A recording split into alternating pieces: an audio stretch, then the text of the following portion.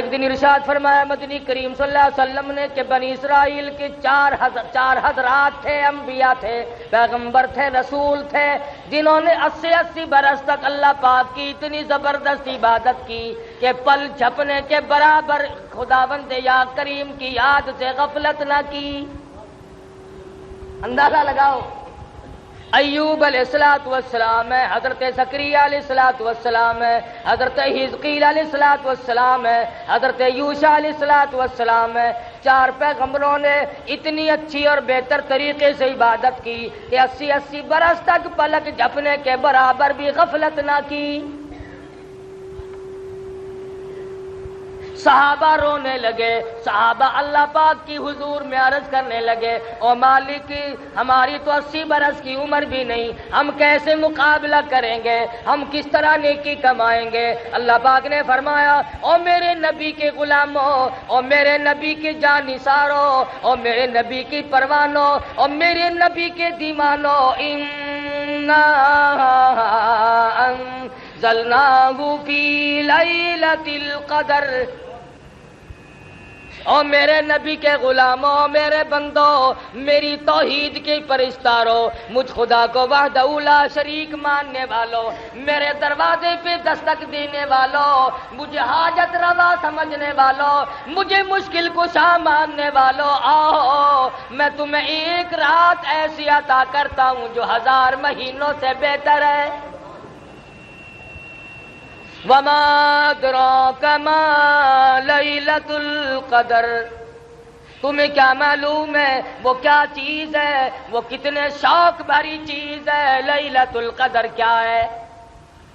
حضور اکرم صلی اللہ تعالی علیہ وسلم نے ارشاد فرمایا، جس آدمی کو شب قدر کی ایک رات کی عبادت نصیب ہو جائے، ایک رات کا جاگنا نصیب ہو جائے، ایک رات کی شب بیداری نصیب ہو جائے، حضور فرماتے ہیں اسے اللہ تبارک و تعالیٰ کے یہاں 83 سال 4 مہینے کی عبادت کا ثواب ملتا ہے۔ کیا ٹھکانہ ہے اس کے کرم کا؟ وہ تو اتنا دینے والا ہے، تو لینے والا بن۔ جوانی دی، دولت دی، اولاد دی، خوبصورت بیوی دی، عزت آبرو عطا فرمائی، صحت و تندرستی بخشی، ایمان کی دولت عطا فرمائی، کلمے کی دولت عطا فرمائی، قرآن کی دولت عطا فرمائی، امام الانبیاء محبوب کبریا حضرت محمد مصطفیٰ صلی اللہ تعالی علیہ وسلم کی رسالت اور ختم نبوت کی دولت عطا فرمائی۔ کتنی بڑی دولت ہے! صحابہ کرام کو ان چیزوں کا پتہ لگا، وہ جانتے تھے، انہیں معلوم تھی قیمت ان چیزوں کی۔ آج ہم رمضان کی قیمت کیا جانے، آج قرآن کی قیمت جاننے والے لوگ قبروں میں جا کے سو گئے، ورنہ وہ اتنا دینے والا ہے، ساری ساری رات صدائیں کرتا ہے، مناجات کرتے ہیں، دعا کے بدلے میں آواز آتی ہے، اور سے عظیم کے اٹھانے والے فرشتوں اب تم یہ کام چھوڑ کر روزہ رکھنے والوں کی دعاؤں پہ آمین کہو۔ تو یہاں جھوپڑی میں روزے رکھ رہا ہے، تو یہاں کچے کوٹھے میں روزے رکھ رہا ہے، تو اس بستی اور کنویں پہ بیٹھ کر کے روزے رکھ رہا ہے، عرش عظیم کو اٹھانے والا فرشتہ عرش کرسی پہ بیٹھ کر تیرے لیے بخشش کی دعا کرتا ہے۔ کس قدر اللہ پاک کا کرم ہے، کتنی بڑی کریمی ہے۔ اب بھی اگر تو نہ چاہے تو تیری کوئی اس میں خطا ہے، تیری اس میں کوئی غلطی، اپنی کو تسلیم کر، ورنہ وہ تو اتنا دیتا ہے، تیرے کرم سے بے نیاز اور کون سی شے ملی نہیں، اور جھولی میری تنگ ہے پر تیرے یہاں کمی نہیں۔ تو بڑا دینے والا ہے، تو نے سارے جان کو دیا، تم نے جس کو دینا چاہا تو عزت عطا کر دی، اور جس کو تو ذلیل کرنے پہ آئے تخت شہنشاہی سے اتار کے پھینک دے۔ اولڈ از گولڈ کو سبسکرائب کریں، ویڈیو کو شیئر کریں صدقہ جاریہ کے لیے۔ فرمایا تنزل الملائکۃ والروح فیہا بإذن ربہم من کل امر سلام۔ شب قدر والی رات میں آسمان سے فرشتوں کی قطار اترتی ہے، لگاتار فرشتے اترتے ہیں، جبریل امین تشریف لاتے ہیں، حکم ہوتا جبریل جاؤ مقبول ترین فرشتوں کو لے جاؤ، اس رات میں جو ہاتھ دعا کے لیے اٹھے ہوئے ہوں ان ہاتھوں سے جا کر مصافحہ کرو۔ فرشتے تلاش کرتے ہیں دعا کرنے والے ہاتھ کہاں ملتے ہیں۔ تنزل الملائکۃ والروح، فرشتے اترتے ہیں، جبریل امین تشریف لاتے ہیں۔ بعض علماء کا قول ہے فرشتوں کی ایک جماعت آتی ہے، بعض علماء نے لکھا ہے سیدنا عیسیٰ علیہ السلام اترتے ہیں، جاؤ امت محمد الرسول اللہ صلی اللہ علیہ وسلم کے اعمال دیکھ کے آؤ۔ حدیث پاک میں آتا اللہ پاک نے فرشتوں کو شب قدر کی رات میں پیدا فرمایا، اللہ پاک نے آدم علیہ السلام کی تخلیق کا مادہ اسی رات میں جمع فرمایا، اللہ پاک نے لیلۃ القدر والی رات میں جنت کو پیدا فرمایا، جنت کو آراستہ فرمایا، لیلۃ القدر والی رات میں اللہ پاک نے جنت میں درخت لگائے۔ سیدنا عیسیٰ علیہ السلام کو آسمانوں پہ اسی رات میں اٹھایا گیا، اور لوگوں زندگی میں وہ راتیں پھر آ پہنچی، آؤ مانگو جس نے مانگنا ہے، کہیں ایسا نہ ہو سر بسجود ہوں مگر عزم میں پختگی نہیں، اور قائل بندگی تو ہوں قابل بندگی نہیں، میں تو ہر وقت سجدہ ریزی کرتا ہوں پر کیا معلوم تیرے یہاں قبول بھی ہے کہ نہیں۔ شرف قبولیت عطا فرمائے یہ اس کی کریمی کے سہارا اور کریمی کے صدقے پہ منحصر ہے، کوئی زبردستی نہیں کر سکتا۔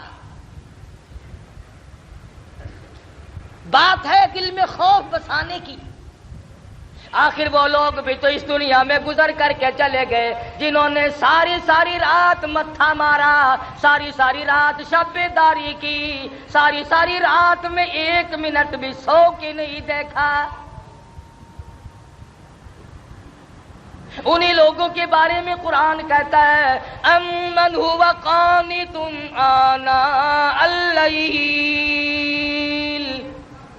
ساجدا وقائما یحذر الآخرۃ ویرجو رحمت ربی، فرمایا کمال ہے سر تیرا سجدے میں ہو، آسمان سے آواز آئے اور سجدہ کرنے والے مانگ کیا مانگتا ہے، لطف آ جائے، مزہ آ جاتا ہے، ایسا سجدہ کر جیسا سجدہ محمد مدنی صلی اللہ علیہ وسلم نے کیا، رو رو کے ساری رات سجدے میں گزار دی، بیت گئی رات۔ اور اسی لیے کہتا ہے کہ ہر آدمی پچھلی رات کی عبادت کو بڑا خاص دخل ہے، آدمی کی زبان ہو، خدا کا قرآن ہو، دل میں اللہ میاں کا دیا ہوا سوز و گداز ہو، خدا کی قسم تلاوت کرے، یوں معلوم ہوتا ہے کہ آسمانوں کے اوپر اڑ رہا۔ بات ہے دل میں خوف بسانے کی، یہ دن پھر شاید کس کو آئیں گے، آؤ اپنے گناہوں کی معافی مانگو۔ 11 مہینے جو گناہوں کے پہاڑ لگا دیے، دریا بہا دیے، زمین و آسمان کا خلا پر کر دیا، آج آنسو بہا کر اللہ کے حضور میں معافی مانگنے کا وقت آ گیا۔ ہم اپنی غلطی ماننے کو تیار نہیں۔ اگر کسی کو یوں کہہ دیں آپ کے روزہ نہیں رکھا، وہ بدماش آگے سے اکڑتا ہے، بکواس کرتا ہے۔ اسلام میں حکومت ہو، بکنے والے کا قتل کرنے کا حکم ہے، بادشاہ قتل کرے، کہ وہ شاعر اسلام کو بھونکتا کیوں ہے؟ مگر آپ گریز کریں، ایسے آدمی سے بات نہ کریں جو دین کی پرواہ نہ کرتا ہو۔ نام کے مسلمان بنے پھرتے ہو، کام کے مسلمان قبروں میں چلے گئے۔ آج تمہیں محمد مصطفیٰ صلی اللہ علیہ وسلم کی شکل سے پیار نہیں، صورت سے انس نہیں، فلمی ایکٹروں فلمی ایکٹریسوں کی صورتوں کو تلاش کرتے ہو، بال ان کے ساتھ ملاتے ہو، شکل ملاتے ہو، کپڑے ملاتے ہو. تم نے کبھی یہ بھی سوچا کہ قیامت کے دن میں شہنشاہ کائنات کے دربار میں یہ منہ لے کر کیسے جاؤں گا؟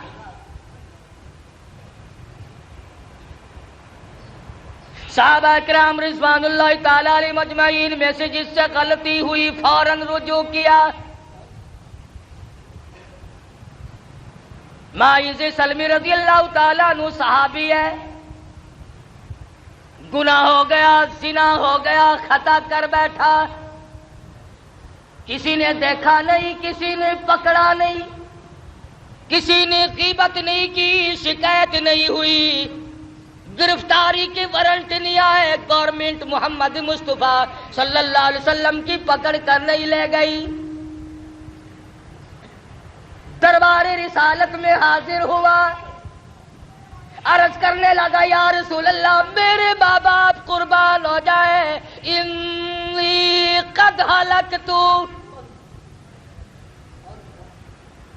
میں ہلاک ہو گیا، میں مارا گیا، میں گناہ کر بیٹھا.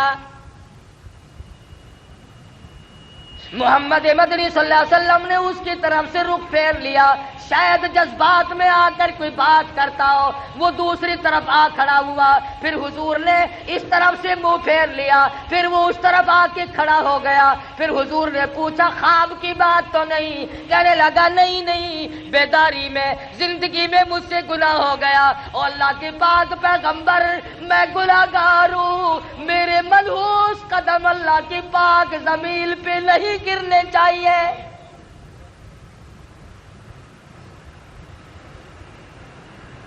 دربار رسالت میں کھڑا ہو کر اقرار کرتا ہے، اعتراف کرتا ہے اور کہتا ہے میں گناہگار ہوں، میں گناہ کر بیٹھا، یہ میری نگاہ اس جہان پہ نہیں پڑنی چاہیے، یہ میرے پیر اس زمین پہ نہیں پڑنے چاہیے، اس میرے پیٹ کو کوئی حق نہیں اس دنیا میں رہ کر کے غذا کھائے. صحابی رو رہا ہے. حضور اکرم صلی اللہ علیہ وسلم نے ارشاد فرمایا کہ اسے لے جاؤ مدینے سے باہر. کون سا مدینہ؟ خدا کی قسم جہاں کی ہوا نرالی ہے، جہاں کی شان نرالی ہے، عظمتیں نرالی ہیں، کیا کہنا اس مدینہ کا جہاں آقا دو عالم کا بسیرا ہو صلی اللہ علیہ وسلم. وہاں کی ہر چیز نرالی، عظمتوں سے بھرپور، جہاں پر آج تک اس گئے گزرے دور میں، اس گئے گزرے وقت میں اب تک یہ حالات ہے.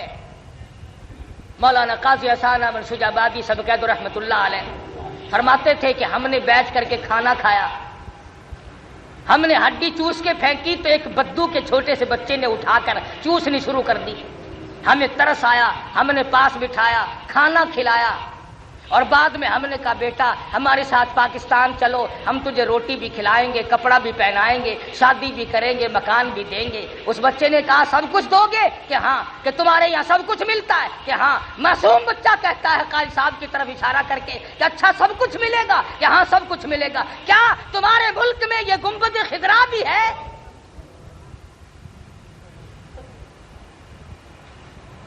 محمد مصطفیٰ صلی اللہ علیہ وسلم کا روضہ اقدس بھی ہے. قاضی صاحب مرحوم کی چیخ نکل گئی، فرمایا بیٹا اور سب کچھ ہے یہ نہیں.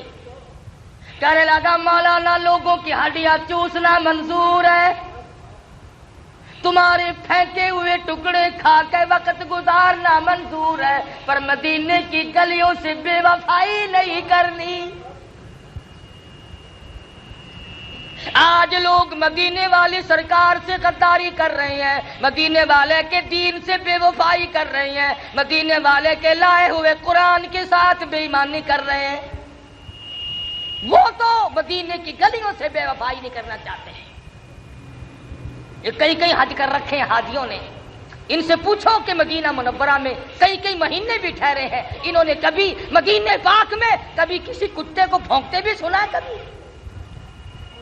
اور مسلمانوں پاکستان کے باشندوں ذرا شرم کرو، ڈوب کے مر جاؤ۔ مدینے کا کتا شرم کرتا ہے، مدینے کا کتا حیا کرتا ہے، گنبد خضرا صلی اللہ علیہ وسلم کا ادب اور احترام کرتا ہے، وہ نہیں بھونکتا۔ ہمارے یہاں کئی لوگ مسلمان کہلا کر، مسلمان کے گھر میں پیدا ہو کر نبی کے قرآن کو، نبی کے صحابہ کو بھونکتے رہتے ہیں۔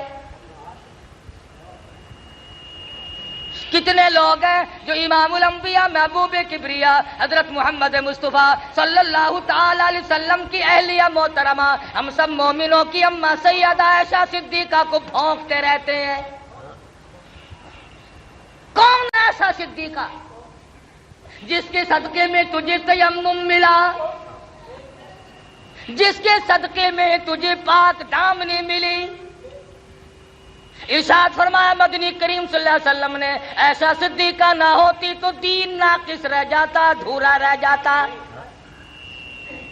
اور تو اور جو لوگ ان باتوں کو اٹھاتے ہیں، آؤ تھوڑا سا اشارہ کر دوں، سیدہ عائشہ صدیقہ اور سیدہ فاطمہ الزہرا رضی اللہ تعالی عنہما، ماں بیٹی دونوں ایک جگہ بیٹھی ہوئی ہیں۔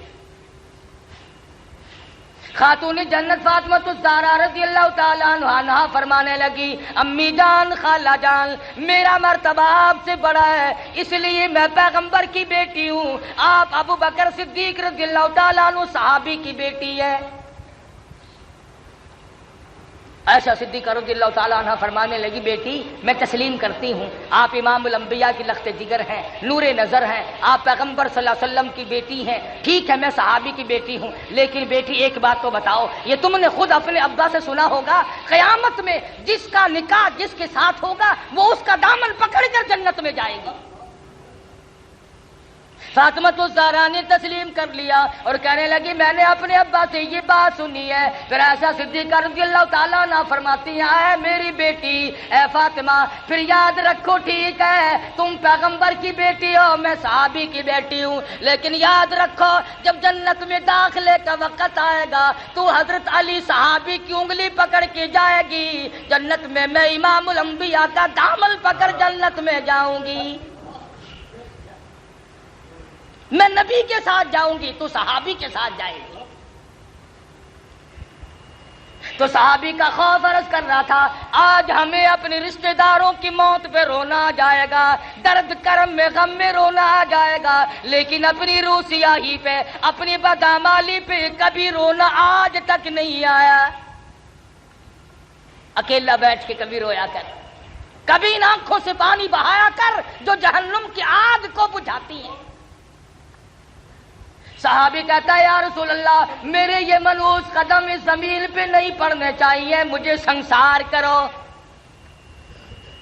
حضور صلی اللہ علیہ وسلم نے حکم دے دیا، صحابی کو مدینہ منورہ سے باہر لے گئے، پتھر مارنے جب شروع کیے تو خون نکل کر ایک دوسرے صحابی کے کپڑوں پہ پڑا، اس کی زبان سے کوئی گستاخی کا کلمہ نکل گیا، حضور اکرم صلی اللہ علیہ وسلم تک پہنچا۔ آپ نے فرمایا، خبردار ماعز سلمی کو کچھ نہ کہو، آج اس نے وہ توبہ کی ہے، وہ کسی نے دیکھا نہیں، کسی نے پکڑا نہیں، کسی نے قانون نہیں لگایا، کسی نے شکایت نہیں کی، اللہ کے خوف سے ڈر کر، اللہ کے عذاب سے ڈر کر خدا کر اقرار کیا، توبہ کی۔ او لوگو، ماعز سلمی نے آج وہ توبہ کی ہے، مدینے کی 12,000 کی آبادی پہ جنت واجب ہو گئی۔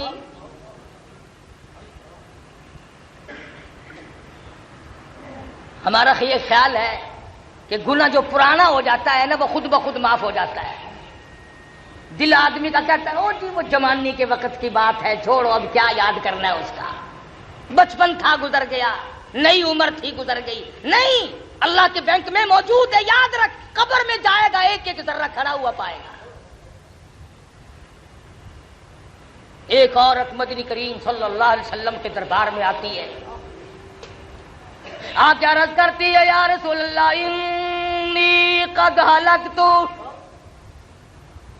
طہرنی طہرنی، مجھے پاک کر دو، مجھے پاک کر دو، انی قد ہلکت، میں ہلاک ہو گئی، میں ماری گئی، میں برباد ہو گئی، میرا کچھ نہ رہا۔ حضور اکرم صلی اللہ علیہ وسلم کے پوچھنے پر پتہ چلا زنا کا گناہ ہو گیا. کوئی پکڑ کے نہیں لایا، کسی نے شکایت نہیں کی، کسی نے خبردار نہیں کیا کہ آؤ. اللہ سے ڈر کر، قیامت کا خوف کھا کر، قبر کے عذاب کو مد نظر رکھتے ہوئے اس دنیا میں آئے. اس کے سامنے یہ آیت موجود تھی، وَامْتَازُوا الْيَوْمَ أَيُّهَا الْمُجْرِمُونَ، اور مجرموں میرے نیک بندوں سے الگ ہو جاؤ. لِيَمِيزَ اللَّهُ الْخَبِيثَ مِنَ الطَّيِّبِ، میرے نیک بندوں سے الگ ہو جاؤ، اور زانیوں الگ ہو جاؤ، اور بدماشوں الگ ہو جاؤ، اور چوری کرنے والوں الگ ہو جاؤ، اور ملاوٹ کر کے لوگوں کی جیبیں کاٹنے والے الگ ہو جاؤ، اور رشوت کھانے والے الگ ہو جاؤ، اور حرام کھانے والے الگ ہو جاؤ، اور سود کھانے والے الگ ہو جاؤ. وَامْتَازُوا الْيَوْمَ أَيُّهَا الْمُجْرِمُونَ. الگ آواز آئے گی، الگ ہو جاؤ، میرے نیک بندوں کے پاس کھڑا ہونے کی تمہیں کوئی اجازت نہیں ہے، تم یہاں کیوں کھڑے ہو؟ اور ایک اور بات آپ کو سمجھا دوں، اس وقت کا کیا کہنا جب پوتا دادا کے کھڑے کھلتے ہوئے عیب دیکھے گا. اس وقت کیا بنے گی جب دادی کا دفتر کھل رہا ہوگا، پوتی سامنے کھڑی ہوگی.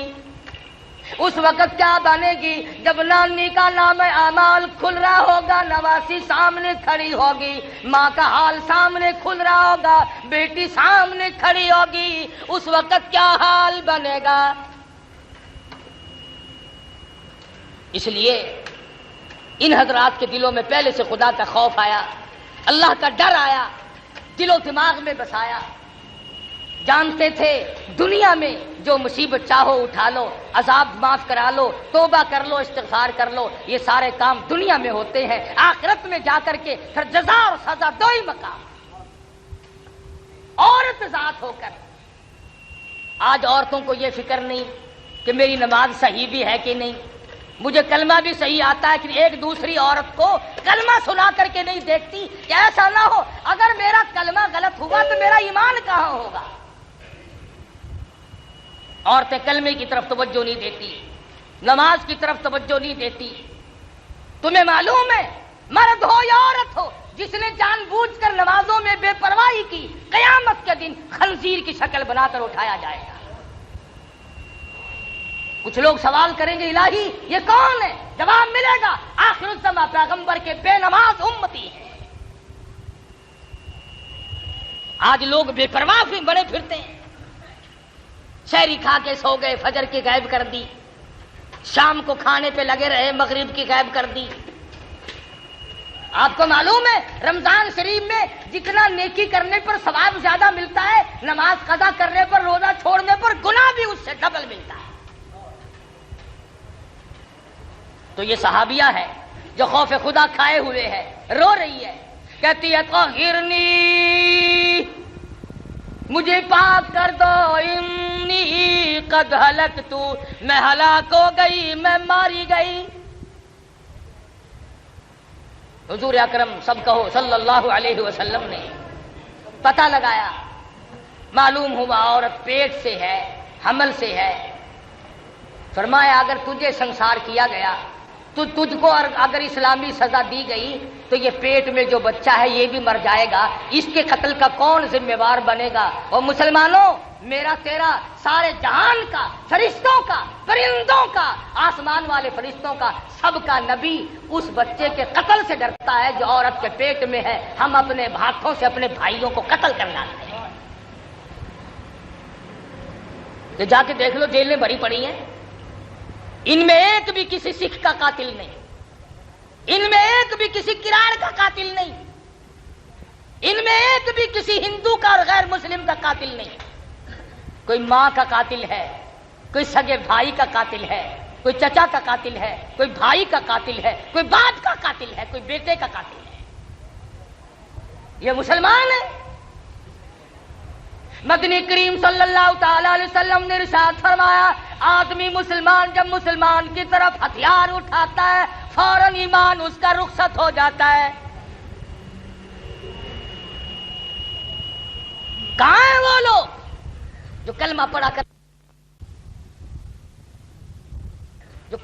کرتے تھے، جو پرواہ کیا کرتے تھے؟ اب یہ عورت ہے رو رہی ہے دربار رسالت میں، اور سرکار دو جہاں حضرت محمد الرسول اللہ صلی اللہ علیہ وسلم اس بچے کے قتل سے ڈرتے ہیں جو بچہ پیٹ میں ہے۔ کئی دائیاں کاروبار بنا کے بیٹھ جاتی ہیں کہ چلو پیسے ڈبل ملیں گے، ہم ناجائز حمل نکالتے رہیں تو کیا حرج ہے۔ خدا کی قسم جتنے اسقاط کرو گے اتنے قتل نام اعمال میں لکھے جائیں گے۔ جو ڈاکٹر ایسا کرتا ہے، جو لیڈی ڈاکٹر ایسا کرتی ہے، وہ قاتل ہے، عوام کا، قوم کا، اسلام کا، ایمان کا، وہ قاتل ہے۔ مدنی کریم صلی اللہ علیہ وسلم نے فرمایا مائی ہم سزا تو فوراً دے دیتے ہیں، مگر یہ جو پیٹ میں بچہ ہے اس کے قتل کا میں ذمہ وار نہیں بن سکتا۔ صحابی کہتا ہے حضور کا رنگ پیلا پڑ گیا، ڈر گئے، خوف کھا گئے، میں حمل والے بچے کو بھی قتل نہیں کر سکتا۔ جاؤ، جب یہ بچہ پیدا ہو جائے گا پھر آنا، پھر تمہیں سزا دی جائے گی اسلام کے مطابق۔ چنانچہ عورت گئی، مدت مقررہ وقت پر جب بچہ پیدا ہو گیا، جھولی میں پھر بھی کوئی دائی مقرر نہیں کی کہ پکڑ کے لانا جب بچہ پیدا ہو جائے، خود بخود جھولی میں اپنے بچے کو اٹھا کر دربار رسالت میں آ گئی، عرض کرنے لگی یا رسول اللہ طہرنی، اب میری زندگی تلخ ہو گئی ہے، اب یہ میرے ملوث قدم اس زمین پہ نہیں پڑنے چاہیے، خدا کے لیے مجھے سزا دو، خداوند کریم کے دربار کی سزا سے مجھے بچا دو، انی قد ہلکت۔ فرمایا اسے کون دودھ پلائے گا؟ تو اسے لے جا، جب یہ روٹی کھانے لگے گا جب تجھے سزا دے۔ اب بھی کوئی آدمی مقرر نہیں کیا، کوئی محکمہ مقرر نہیں کیا کہ جب بچہ روٹی کھانے لگے تو پکڑ کے لانا۔ 6 مہینے کے بعد بچے کے ہاتھ میں روٹی کا ٹکڑا دیتی ہے، پیدل چلاتی ہے، انگلی پکڑ کر دربار رسالت حضرت محمد الرسول اللہ صلی اللہ علیہ وسلم میں حاضر ہوتی ہے اور کہتی یا رسول اللہ آج واپس نہیں جاؤں، اب مجھے اپنی زندگی اچھی نہیں لگتی، گناہگار آدمی کے قدم اس زمین پہ نہیں پڑنے چاہیے، سیاکاروں گناہگاروں مجھ پر اسلام کی حد جاری کرو، مجھ پر اسلام کا قانون نافذ کرو، یہ بچہ دیکھ لو آپ کے سامنے روٹی کھانے لگ گیا ہے۔ حد جاری کی گئی، تو بھی اپنے کبھی گناہوں کو یاد کر کے کم سے کم، اب تجھے مارنے والا تو کوئی نہیں، نہ اسلام کی حکومت ہے، نہ تجھ پر سزا جاری ہو سکتی ہے۔ 33 برس ہو گئے ٹھگی مارتے مارتے، خدا جانے کتنے آئے اور کتنے چلے گئے، اور نہ معلوم اب بھی اور کتنے جائیں گے کتنے آئیں گے۔ تسلی ہو گئی قرآن خدا کا نہیں آتا، اب تسلی ہوگی، 33 سال کے بعد اطمینان ہو گیا، یقین ہو گیا کہ اب یہود کا قانون آئے گا، انگریز کا قانون آئے گا، امریکہ کا قانون آئے گا، چائنا کا قانون آئے گا، محمد مصطفیٰ صلی اللہ علیہ وسلم کا قانون نہیں آئے گا۔ اس لیے اگر سرکار مدینہ کا قانون آتا ہے تو افسر پہلے زد میں آتا ہے، قانون نافذ کرنے والی جو مشینری ہے وہ پہلے بیچ میں آتی ہے۔ اسلام آباد سے لے کر کے پوری دنیا کے دیہاتوں تک اگر یہ مشینری ٹھیک ہو جائے نا، اس ملک کا اگر افسر جانبدار ہو جائے اور اس کے دل میں خدا کا خوف آ جائے اور وہ قیامت سے ڈر جائے اور وہ اپنی قبر سے ڈر جائے، خدا کی قسم ہمارا پاکستان جنت کا نقشہ بن سکتا ہے۔ بات صرف یوں بگڑی کہ ہم اپنے آپ کو بدلنے کے لیے تیار نہیں، ہم مسلمان بن کے مرنے کے لیے تیار نہیں۔ صحابہ اکرام رضوان اللہ تعالی علیہ مجمعین کے یہاں دین اتنا سستا نہیں تھا جتنا ہمارے یہاں ہے، انہوں نے بہت کچھ خرچ کر کے دین کو حاصل کیا تھا، ان کا قرآن اور ایمان پر بڑا خرچ ہوا تھا، ان کی زندگیاں گزری۔ صحابہ کرام مرد تو مرد رہے، عورتوں نے کمال کر دیا، رمضان کے روزے رکھتی تھی، محنت مزدوری بھی کرتی تھی۔ اندازہ لگاؤ حضور کی سگی سالی ہے، اسماء بنت ابو بکر رضی اللہ تعالی عنہ ہے، حضرت زبیر کی اہلیہ عبداللہ بن زبیر کی امی جان ہے۔ غربت اتنی ہے، سارا دن کھجوروں کی گٹھلیاں اکٹھی کرتی ہے، تلاش کرتی ہے، شام کو ہاون دستے میں کوٹ کر پانی میں گول کر پی جاتی ہے، رات کو مصلی پہ کھڑی ہو کر ساری رات خدا کا قرآن پڑھتی ہے۔